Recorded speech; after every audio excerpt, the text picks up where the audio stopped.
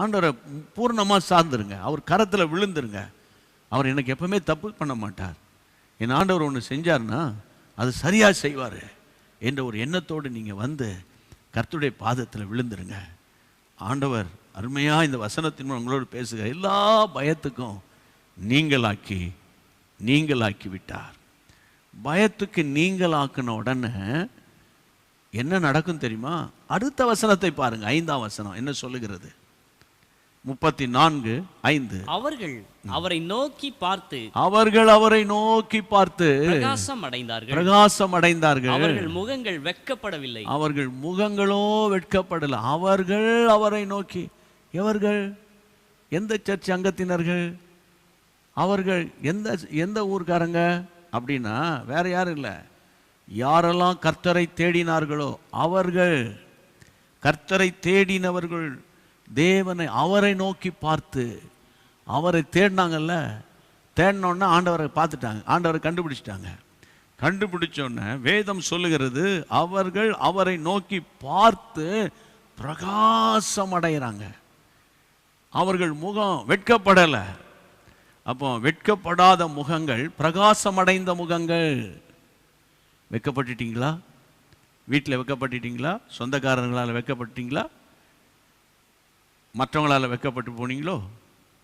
ஊழியத்தில் கூட சார் வெட்கப்பட்டீங்களா? சாத்தா அவங்களை வெட்கப்படுத்திட்டான்னு நினைக்கிறீங்களா? எந்த இடத்துல வெட்கப்பட்டீங்களோ அங்கே உங்கள் தலை நிமிரும். எந்த டிபார்ட்மெண்ட்டில் வெட்கப்பட்டீங்களோ அங்கே உங்கள் தலை நிமிரும்.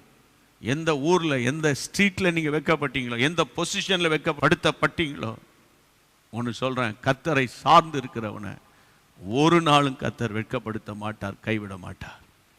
இந்த இரவு நேரத்தில் கர்த்தருடைய ஊழியக்காரனாக நின்று நான் உங்களுக்கு இன்னொரு காரியத்தை சொல்லி கொடுக்க விரும்புகிறேன். மத்தேயு 8ஆம் அதிகாரத்தை வேகமாய் புரட்டி பாருங்கள். நீங்களும் ஸ்க்ரீனில் அந்த வசனங்கள் வந்தாலும் நீங்கள் பைபிளை எடுத்து நீங்கள் அதை புரட்டி அதை பார்க்கணுங்கிறது தான் என்னுடைய ஆதங்கம். 8ஆம் அதிகாரம் மேத்யூ சாப்டர் 8 verse 23 வாசி கேட்போம். அவர் படவில் ஏறின போது அவருடைய சீஷர்கள் அவருக்கு பின் சென்று ஏறினார்கள். அப்பொழுது படவு அலைகளினால் மூடப்படத்தக்கதாக கடலில் பெருங்காற்று உண்டாயிற்று. அவரோ நித்திரையாயிருந்தார். அப்பொழுது அவருடைய சீஷர்கள் வந்து அவரை எழுப்பி ஆண்டவரே எங்களை ரட்சியும், ஆண்டவரே எங்களை ரட்சியும், மடிந்து போகிறோமே என்றார்கள். அதற்கு அவர் அற்ப விசுவாசிகளே ஏன் பயப்படுகிறீர்கள் என்று சொல்லி எழுந்து காற்றையும் கடலையும் அதட்டினார். உடனே மிகுந்த அமைதல் உண்டாயிற்று. ஆமென். கையை உயர்த்தி ஸ்தோத்திரம் பண்ணிருங்க. நல்ல கவனிங்க. தேடும்போது உங்க முகம் பிரகாசப்படுது, பயம் நீங்களாக்கப்படுது. இந்த இடத்துல வசனம் சொல்லுகிறது, இயேசு ஒரு கடலில், அதாவது கலிலேயா கடலில் இயேசு படவில் பிரயாணம் பண்ணுகிறார். சீஷர்களும் கூட பிரயாணம் பண்ணுறாங்க. வேதம் சொல்லுகிறது படவு அலைகளால் மூடப்படத்தக்கதாய் கடலில் பெருங்காற்று, காற்று வேற பெருங்காற்று வேற. ஆனால் ஜீசஸ் அமைதியாக உறங்கிக்கிட்டே இருக்கிறார். அவர் உறங்கிக்கிட்டே இருக்கிறார். என் அன்பு தேவனுடைய பிள்ளைகளே, ஆனால் அவருடைய சீஷர்களுக்கு உறக்கம் வரல. அவர் நல்லா அயர்ந்து தூங்குகிறார். ஆனால் அவர் சீஷர்களால் தூங்க முடியல. நல்லா கவனிக்கணும்.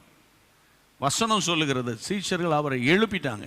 ஆண்டவரே எங்களை ரட்சியும், நாங்கள் மடிந்து போகிறோமே என்ற ஒரு வார்த்தை என்ன அர்த்தம்? நாங்கள் அழிந்து போகிறோமே, அல்லது நாங்கள் மறிக்க போகிறோமே. ஆண்டவரை பார்த்து சொல்கிறாங்க, எழுப்பி ஆண்டவரே எங்களை ரட்சிங்கப்பா, நீங்கள் தூங்கிட்டு இருக்கீங்களாப்பா. ஆண்டவர் சொல்கிறாரு, அற்ப விசுவாசிகளே. அந்த இடத்துல அவர் கேட்குற கேள்வி, ஏன் பயப்பட்டீர்கள்? அற்ப விசுவாசிகளே, லிட்டில் ஃபெய்த்.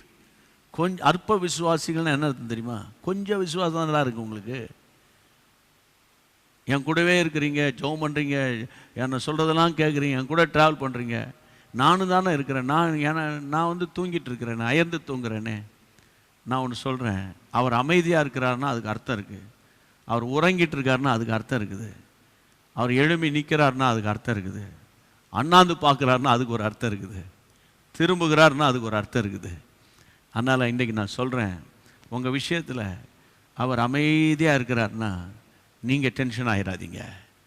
ஆமேன். ஏதோ ஒரு காரியம் உங்கள் லைஃப்பில் நடக்கும். ஆமேன். வசனம் சொல்லு, ஏன் பயப்பட்டீங்க அற்ப விசுவாசிகளே, ஏன் பயப்பட்டீங்க என்று சொல்லி காற்றையும் கடலையும் அதட்டினார். அங்கே அமைதல் உண்டாகிறது. அப்போ இன்றைக்கு இரவில் எந்த கலக்கம் பயம் உங்களை அப்படியே அலகழித்து ஒரு பெருங்காற்று உங்கள் வீட்டில் வீசிக்கிட்டு இருக்கா, மைண்டில் வீசிக்கிட்டு இருக்கா, குடும்பத்திலேயே வீசிக்கிட்டு இருக்கா, தைரியமாக இருங்க. கர்த்தர் கூட இருக்கிறார்.